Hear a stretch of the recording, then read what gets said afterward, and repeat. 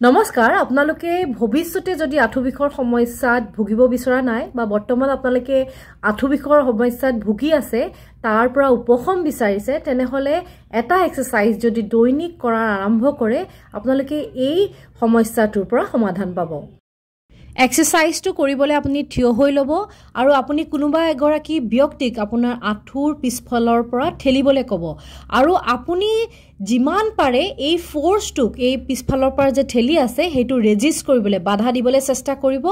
যাতে আপোনাৰ আঁঠুটো ফোল বা বেণ্ড হৈ না যায় যিমান দেৰি পাৰে আপুনি আঁঠুটো বেণ্ড নোহোৱাকে টাইট কৰি ধৰি ৰাখিবলৈ চেষ্টা কৰিব এনে কৰিলে আমাৰ আঁঠুৰ চাৰিকাষৰ যি মাংসপেশী আছে তাত আইসোমেট্ৰিক কন্ট্ৰাকশন হয় যাৰ ফলত আমাৰ আঁঠুৰ মাংসপেশী ষ্ট্ৰং হ'বলৈ শক্তিশালী হ'বলৈ আৰম্ভ কৰে আৰু এই মাংসপেশীখিনি শক্তিশালী হৈ উঠিলে আমি যেতিয়া দৌৰো খুজকাহু জপিয়াও তেতিয়া আমাৰ আঁঠুটোত ডাইৰেক্ট প্ৰেছাৰ নপৰে যাৰ ফলত আমাৰ বিষ কোববোৰ লাহে লাহে কমি আহিব ধৰে এই পজিশনটো আপোনালোকে যিমান দেৰি পাৰে ধৰি ৰাখিবলৈ হোল্ড কৰিবলৈ চেষ্টা কৰিব আৰু দৈনিক আপোনালোকে 10 বাৰ কৰাৰ চেষ্টা কৰিব